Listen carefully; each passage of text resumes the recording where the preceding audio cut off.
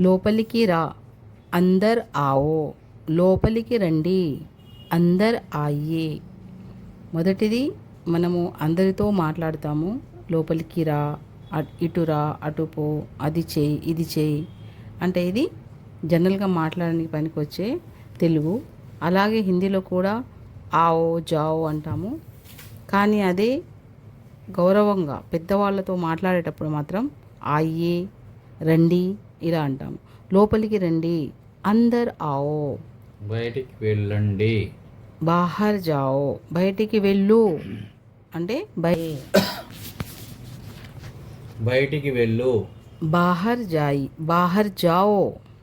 అక్కడ కూర్చో, వహా బైఠో. నెమ్మదిగా తినిపించు, धीरे से खिलाओ. సాయంత్రం చెప్పు, शाम में बोलो. గట్టిగా మాట్లాడు, जोर से बात करो. మళ్ళీ అడుగు, फिर से पूछो.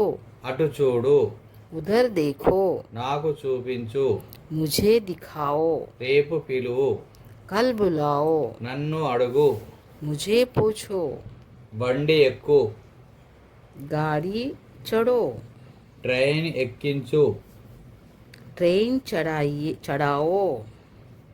కిందికి దిగు, नीचे उतरो. త్వరగా దింపు, जल्दी उतारो. బిర్యానీ తయారు చేయి, బిర్యానీ बनाओ या फिर तैयार करो. అయితే ఇవి మనము మన తోటి వాళ్ళతో, మన ఏజ్ వాళ్ళతో లేదా మనకంటే చిన్న వాళ్ళతో మనం ఈ విధంగా మాట్లాడతాము. అంతేకాకుండా తెలంగాణలో మనము పెద్దవాళ్ళను చిన్నవాళ్ళను కూడా రా, పో, తిను, కూర్చో ఇలా అంటాము. అయితే దానికి హిందీలో ఎలా మాట్లాడతాము? ఆవో, జావో. ఆవో అంటే రా, జావో అంటే పో, బైఠో అంటే కూర్చో ఇలా అంటాము. అదే మరి మర్యాదపూర్వకంగా పెద్దవాళ్ళతో మాట్లాడేటప్పుడు తర్వాత యహా ఆయియే, ఇక్కడికి రండి, వహా జాయియే, ఉధర్ జాయియే ఇలా మనము అంటూ ఉంటాము.